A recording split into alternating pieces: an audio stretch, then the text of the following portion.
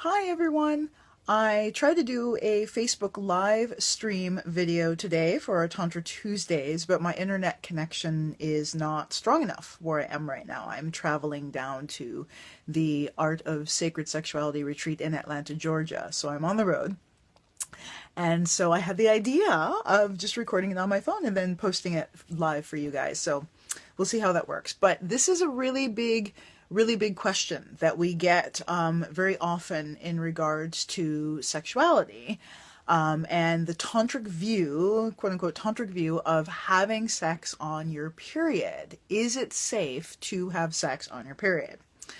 And I want to preface this by saying that there is no like tantric board of directors overseeing this sort of thing, and there's no one answer in the realm of tantra. And this is because there's so many different styles of tantra, as we've spoken about before. There's Hindu style tantra, there's Taoist style tantra, there's all different styles of sacred sexuality from indigenous cultures around the planet, and then of course there's Tibetan based tantric practices.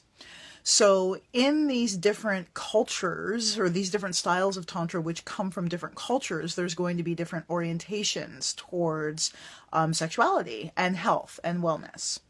So in the Taoist tradition, having sex on your period is contraindicated. So that's a medical term meaning don't do it.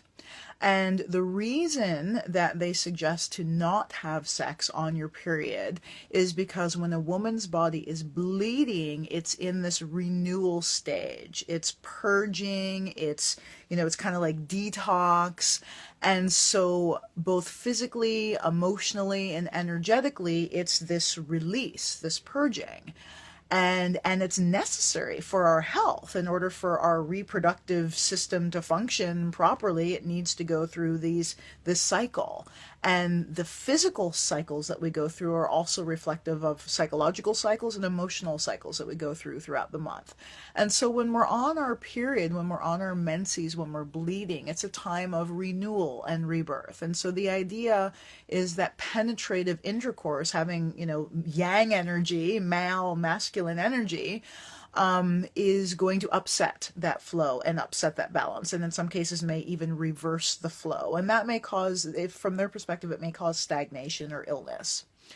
This is also echoed in the Ayurvedic tradition. So I lived with an Ayurvedic doctor for several years, and he shared that, in the Ayurvedic medical tradition, it's important for a female body to take the first 3 days of her menstrual cycle completely off. Like traditionally, like she didn't cook, she didn't clean, she just kind of like went into her red tent and used this as a time of renewal and regeneration and self-connection. And that it's actually really, really important for a woman, for a female body to do that, to really take that time to go inward, to yin, in order to help rebalance, so that when we come out into the world, we're coming out at full power and full strength. Our batteries are charged. So it's like a battery recharging period of time. And so again, in this case, having sexual intercourse is contraindicated, not recommended.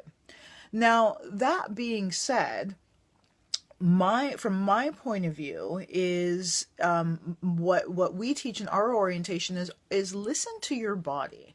Because here's the thing, if you are hungry for sex when you're on your period, to me, that means that your body wants it. It wants that food. It wants that energy. And I think the thing to keep in mind is it's not about right or wrong. As I said, it's about attuning to your body, and what your body wants is not always going to be the same thing. So just like food, when we eat food, we generally don't want to eat the same thing 3 meals a day every single day. And in fact, if we did, we would actually create a nutritional imbalance if we only ate the same thing ever. Variety is more than just the spice of life. Variety is important in order to have balance in the body, mind, and spirit. And so So same with our sexuality. So it may be that 1 month on your period, you're super, super horny and you want to make love like every day. And on another month or another 2 months, you're not really interested in having intercourse with someone else, or maybe you just want to do it with yourself or not at all. So what I recommend is really attuning to your body. Don't worry so much about what these people have said or say what's right as a general rule of thumb, because that's what these are. They're just general rules of thumb. I encourage you to really pay attention and honor the messages of your body. And also pay attention, do you just want some, if you are feeling sexually aroused or sexually inspired, is it time that you want to take with yourself to just reconnect with yourself or deepen your connection with yourself? Do you want to just use clitoral play? Do you want to have penetrative intercourse? Do you want to engage with another human being, with your partner? So it's really about attuning. It's really about attuning to your body and your heart and your spirit, and making the choices that are going to be most supportive for you in that moment, and not being too rigid about the shoulds, about what we think it should look like. Yeah, I think that's all I have to say about that. Having sex on your period, I think it's really, really up to you and what is going to feel juicy and delicious and most nourishing to you. And I do know that for some females that I have shared the information about it being contraindicated in these other cultures, they actually found that as a relief, because they felt a lot of pressure to have sex with their partners even when they were on their period. So they actually really embraced and enjoyed the idea of using their menses as a time for just self-connection without having to give to their partner. So again, I don't think there's any right or wrong answer. I really believe that it has to do with you and what's right for you in any given moment. So that's our answer for that. See you next week.